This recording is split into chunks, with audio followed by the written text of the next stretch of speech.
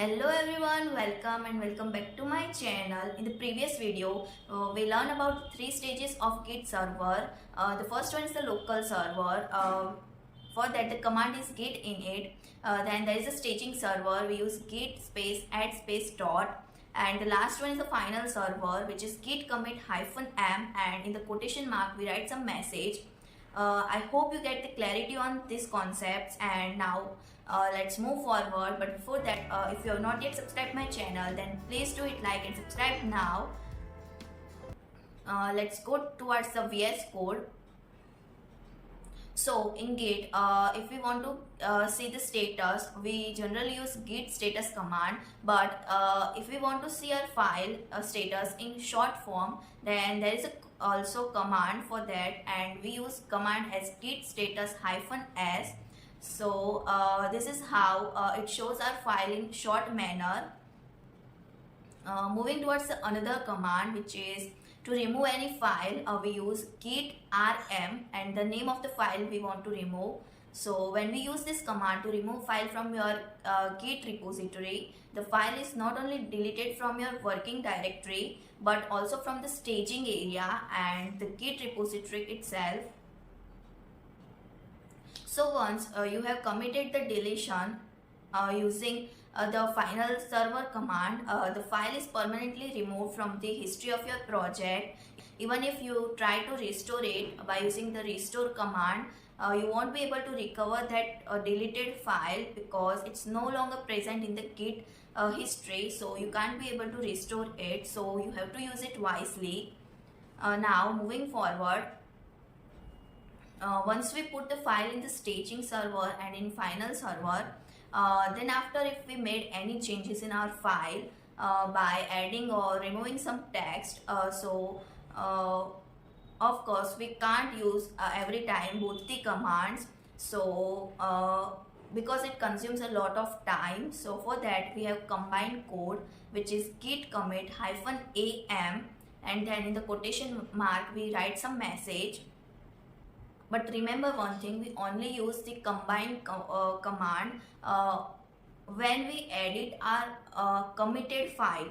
Like one time we put our file on final stage, then only we able to use this command if we made any changes on the existing file. So let's do it practically and see what happens and in what case the combined code is applicable.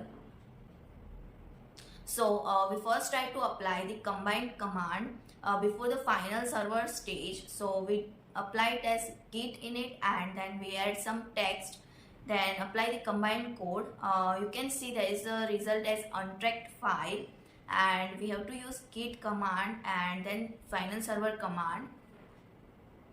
Now we apply the combined code after the final server and add some new text on it.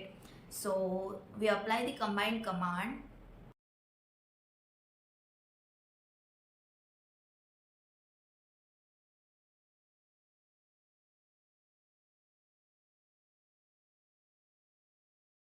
You can see our command is committed.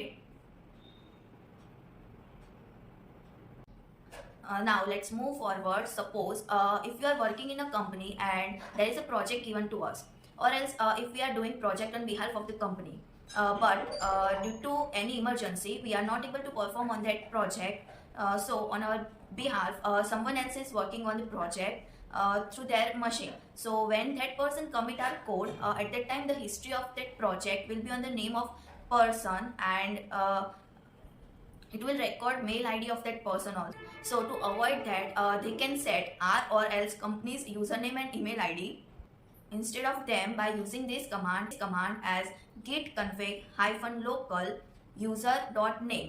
Then in the quotation mark we write they can write our or else company's name.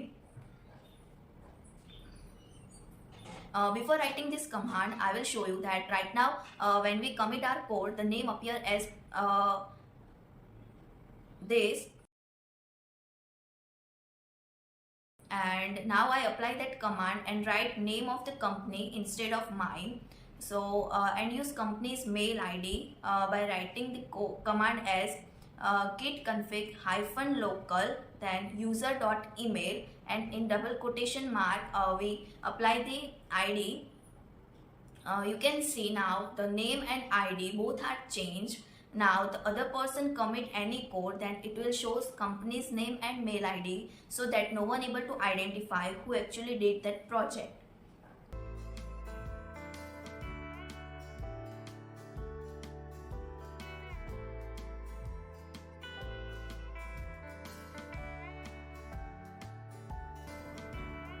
So this is how Git is helpful, and I hope you able to understand it and apply to your project as well. So yeah, that's it for the video. If you like the video, then do subscribe and comment down, so that I will get the motivation and make more videos on concept like this. So thanks for watching, and I will see you in the next video.